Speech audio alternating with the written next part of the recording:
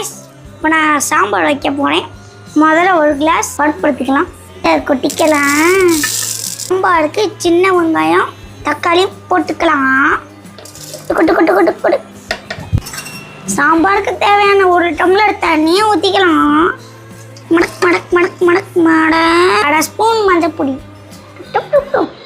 சாம்பாருக்கு போட தெரியாதவங்கள இதை பார்த்துக்குங்க.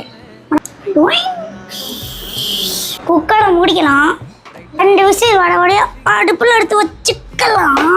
வீட்டில் சிலிண்டர் இல்லை, அதனால தான் இதில் சமைக்கிறோம். 2 விசில் வந்துடுச்சு, இப்போ ஆஃப் பண்ணி வச்சுருக்கோம். சலூனு பாடி குடி வாட்டுங்களான்னு. சாம்பார் நல்லா சுடுது காய்ஸ். பருப்பு நல்லா வெந்துடுச்சு. காயா வீட்டில் இருக்க எல்லா காயும் வெட்டி போட்டிருக்காங்க, அதெல்லாம் கண்டுக்க வேணாம். தூள் எடுத்துக்கலாம். தூள் 2 ஸ்பூன் போட்டுக்கலாம். மிளகாத்தூள் நான் கம்மியாக தான் போடுவேன், ஏன்னா எனக்கு வந்து காரமாக இருக்கும். எல்லாத்தையும் நல்லா கலக்குன்னு கலக்க போடும். அடுப்புல தூக்கி வச்சிடலாம். மூடியெல்லாம் வேணாம், அது அப்படியே வேகட்டும். வேகிற வரை கொஞ்சம் வெயிட் பண்ணுவோம். இன்னும் காஞ்சிடுச்சு. கடுகு சீரகம் போட்டுடலாம். அவ்வளோதான் காய்ஸ், நம்ம சாம்பார் ரெடி.